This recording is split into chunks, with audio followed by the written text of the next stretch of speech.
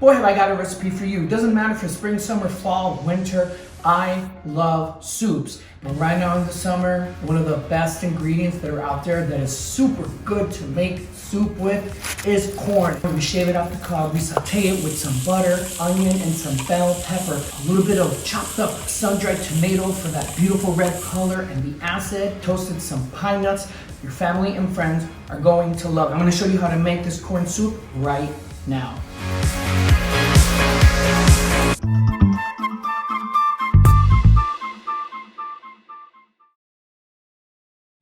So let me tell you the 3 types of soup. If you just learn these 3, you'll be good to go. The first one, brothy soup. That's sort of like egg drop soup or a matzo ball soup or a consomme.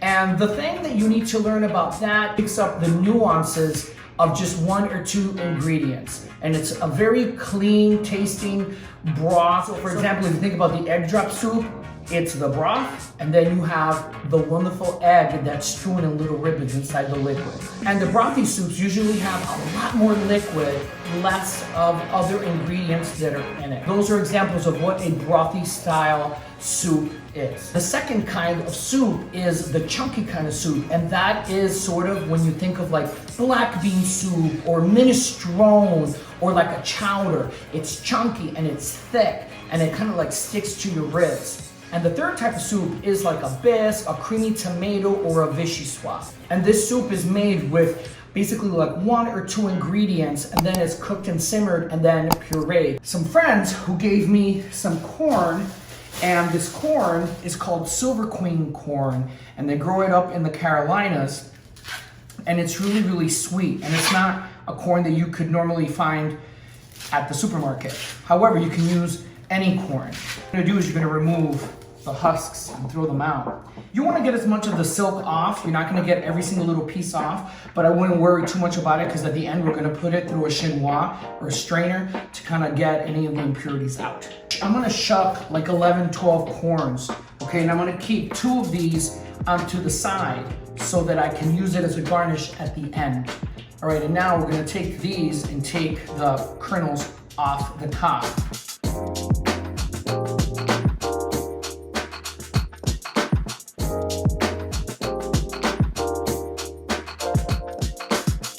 I want to tell you something that I think most people don't know.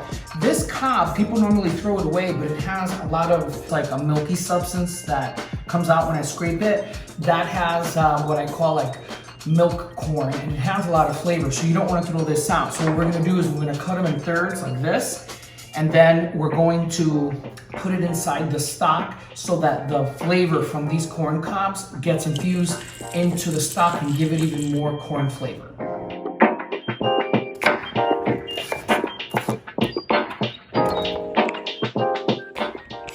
Bell pepper to me has like a clean, summery feeling to it for some reason.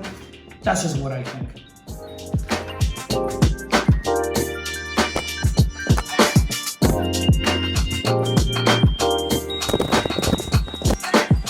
So what you're gonna do now is you're gonna cook this for about 8 to 10 minutes. And to kind of help it extract its water, we're gonna add a little bit of salt. The salt will help the onions release a little bit of their water and they'll caramelize a little bit better. And then you can see now at like the 5-minute mark, because we added the salt is starting to remove some of the water, and it's also releasing some of the sugar inside the onion. All right, it looks like the onions are ready. I'm gonna add the bell pepper.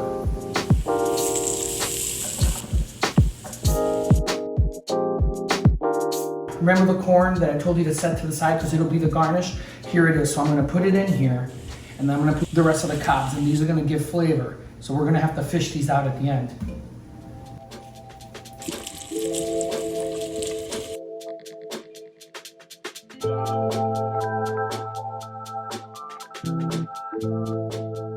All right, so it came to a boil, simmered for 10 minutes. Now I'm gonna take out the whole corn cob with the kernels on it so that we can use it as the garnish. So we're gonna fish out the cobs and the star anise, and we're gonna throw them out.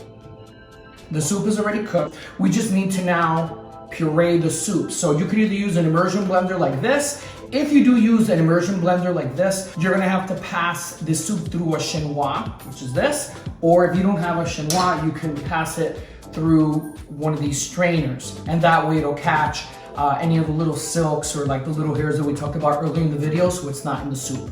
If you have like a Vitamix or one of those powerful blenders, use that, and then you will not need to put it through a chinois or the strainer. You want to fill a blender like this halfway with hot liquids, because if not, the pressure of the movement and the heat will make everything blow up. So just make sure you always fill it halfway.